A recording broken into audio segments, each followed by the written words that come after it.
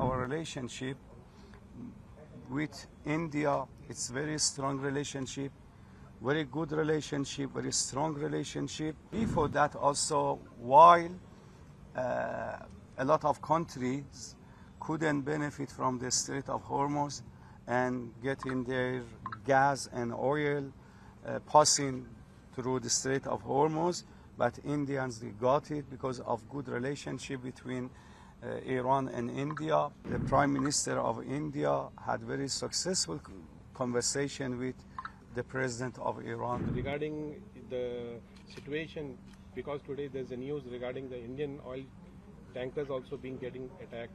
So what is the reality just on that? Okay, Bismillah ar-Rahman ar-Rahim. First of all, I would like to extend my gratitude and sincere thankful to all our brothers and sisters in India for their support, for their solidarity, for their sympathy.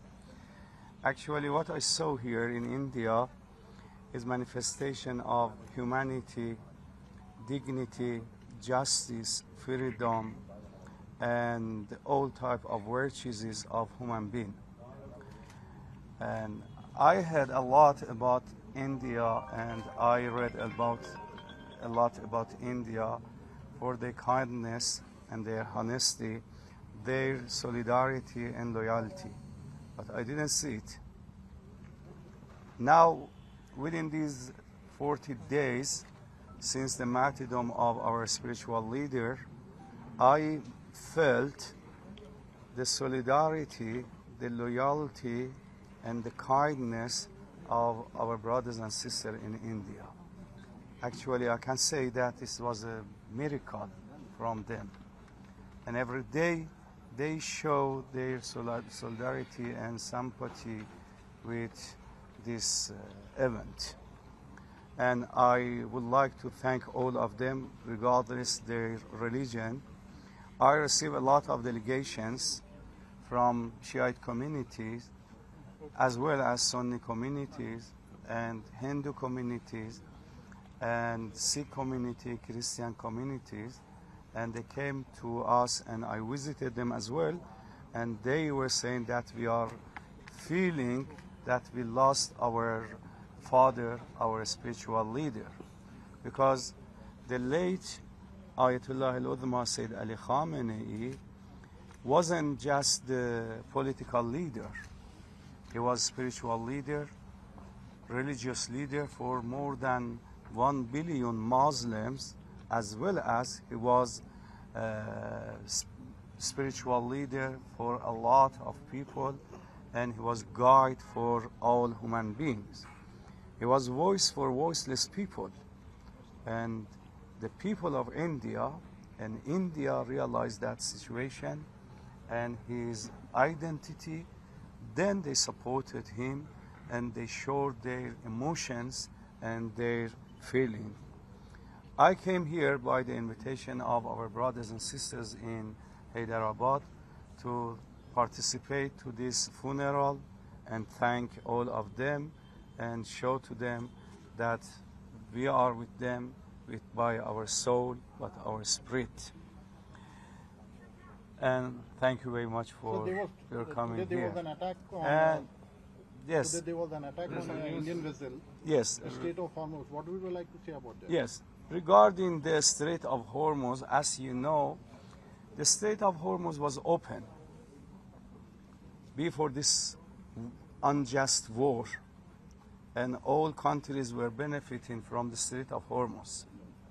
But due to this unjust war, which was imposed on Iran, the Strait of Hormuz got a lot of problems, crises, and difficulties, and insecure conditions. But within 40 days, we tried to defend ourselves, and we tried to provide security for all other countries. And then they said that we are going to have ceasefire. We proposed to them 10-point plan, and they accepted. They were agree with it. And we went to Pakistan for negotiation of these 10 points plans. But it's supposed to be this 10-point plans, the basis and foundation of our discussion. But unfortunately, they rose some other issues, and they weren't agreed by what they agree in the beginning with.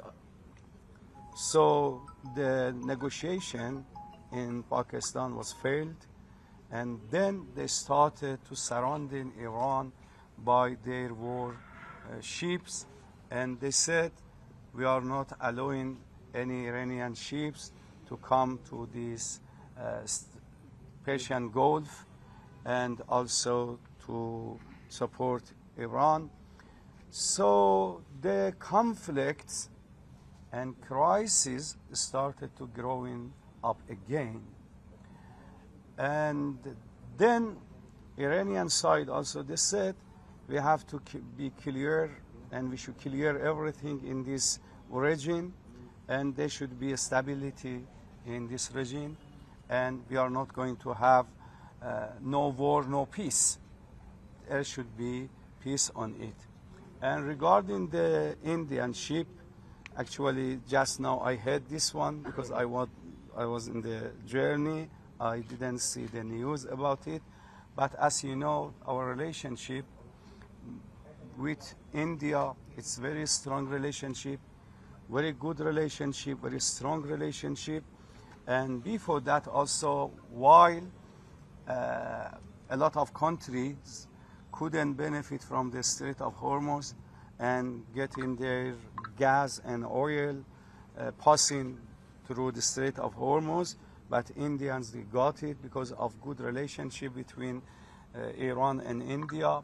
And maybe 3 times or more, the Prime Minister of India had very successful conversation with the President of Iran, Dr. Pezeshkian, as well as the Minister of Foreign Affairs of India had several times successful conversation with the Minister of Foreign Affairs of Iran.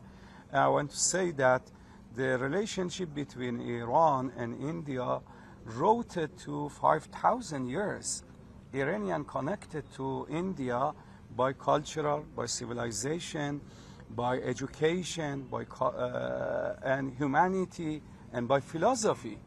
So we have very good relationship in the past, and now in the current age, at the moment also, our relationship is very, very strong, and it will be better and it will get more strong. Sir, today Donald Trump, the hostilities are again growing between Iran and America, and Trump has said that Iran is trying to deceive America. So how much is this statement true? And regarding the war, again there is a rumors that again the war might get started because they are gearing up again.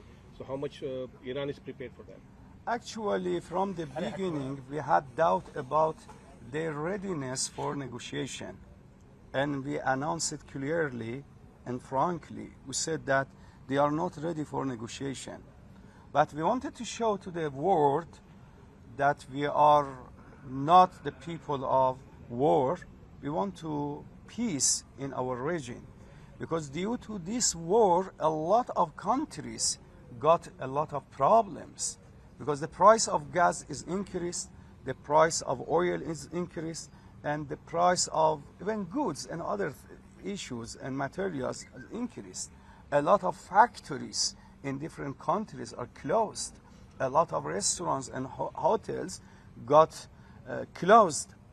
So we wanted to show that we don't want war, we want peace in this region. And we went for negotiation, and our spokesperson of parliament, Dr. Ghalibaf, from the beginning said that there is no trust on other side, but we go, and we understood that they are not ready for negotiation. Now also we say that they want to get something which they couldn't get it through war, but they want to get it through negotiation.